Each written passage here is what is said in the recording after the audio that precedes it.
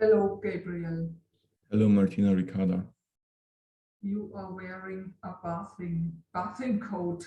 Is that the real name in English? I think it's robe, but I'm not sure. This is, I don't know if this exists in every country of the world.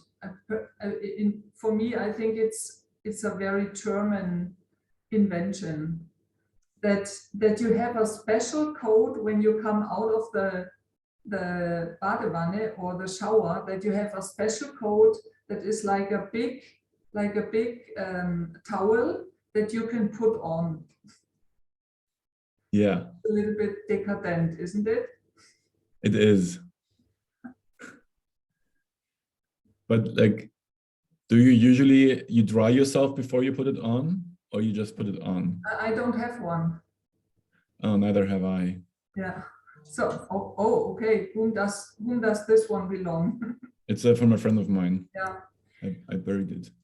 When I was a child, I had one. It was orange, and my brother had one. It was blue, and I loved it. I loved it very much because it was more like a sensation.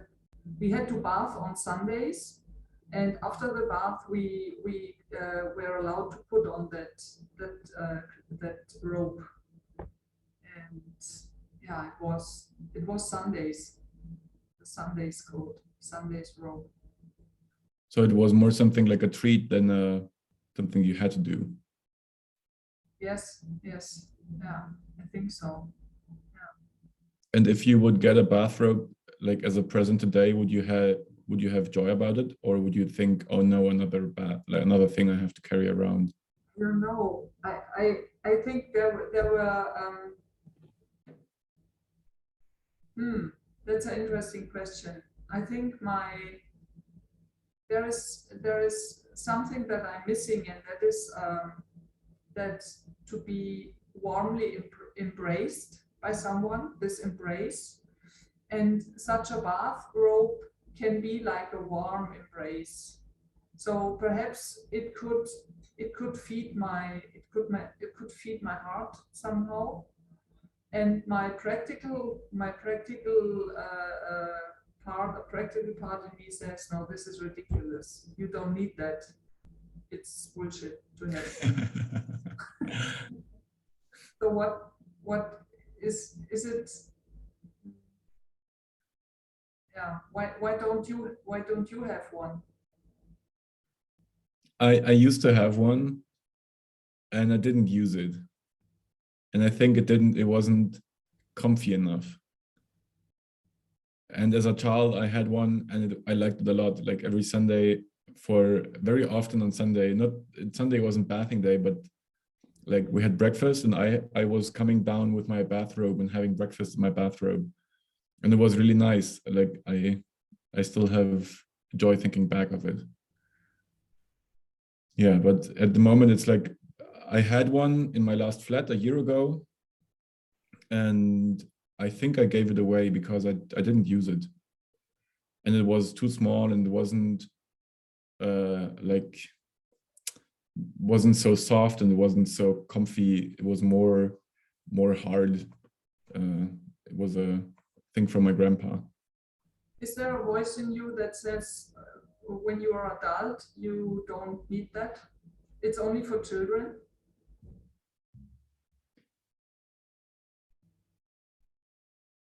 No. It's more that there is this voice that says it's so unnecessary, and doesn't, like, the cost of having this item doesn't weigh the thing I get from it. Mm-hmm. Mm-hmm. Yeah, because I don't use it. Like, I don't stand up on Sundays and say, oh, nice, now I'm gonna go into my bathrobe and have breakfast and then maybe lie back in bed. It's not what's happening anymore. Mm-hmm. What does that mean for you to be adult? What is that?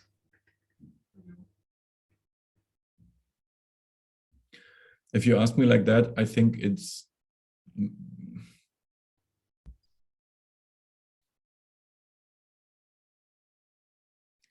I think I have a lot of stories about it that say like an adult knows what they do. Yeah, you know what you do. You know your next steps. You know what where you want to go. You know who you are, who you want to be. Mm, It's a lot about the future. yeah, yeah, yeah. And you are ready. Like you're ready for the future. Also, the adult is ready.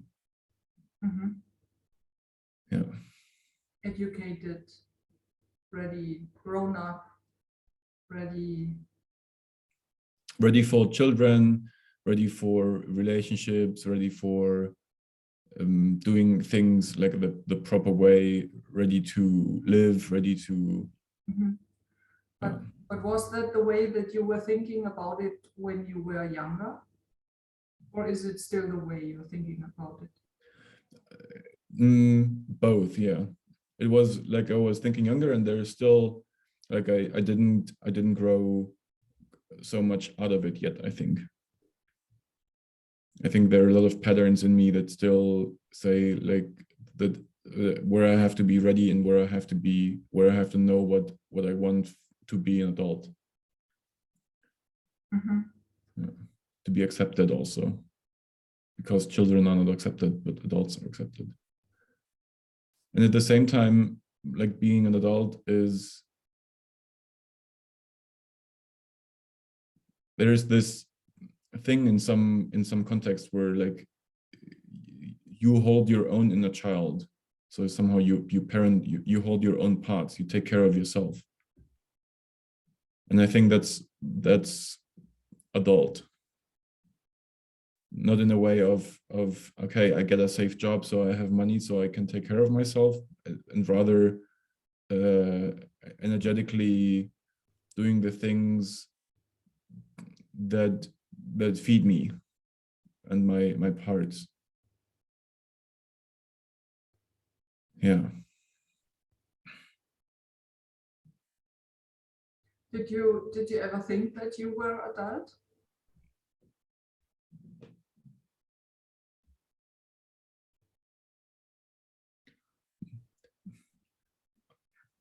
Yes and no. Like I think I thought about, no.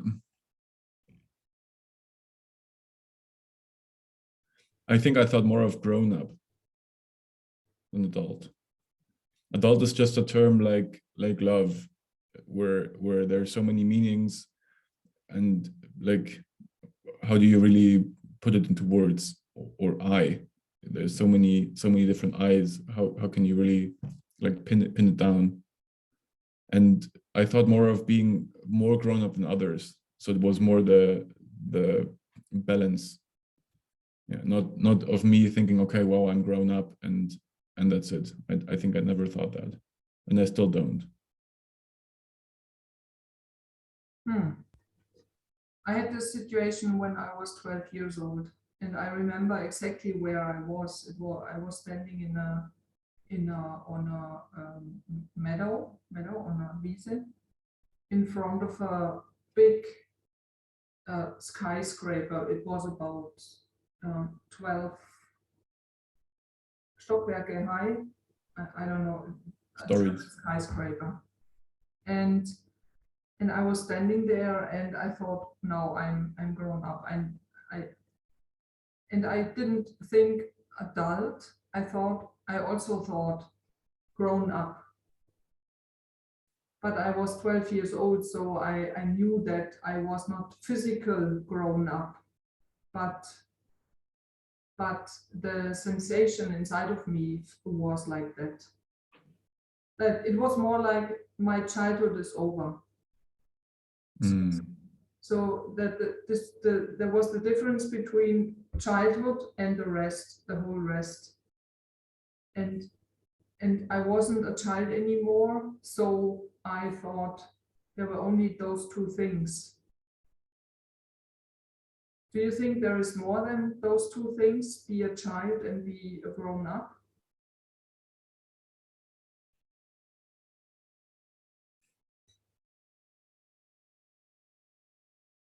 I never thought about that, but that was how I thought about it when I was 12.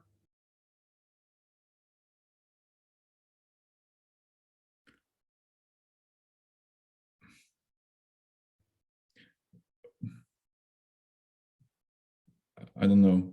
Mm. Seems like mind candy. Yeah. This is our 15th interview, 50th interview. We made it so far. We skipped 1 week, I think. No, we didn't. I think when you were moving in August, we had 1 week without having an interview.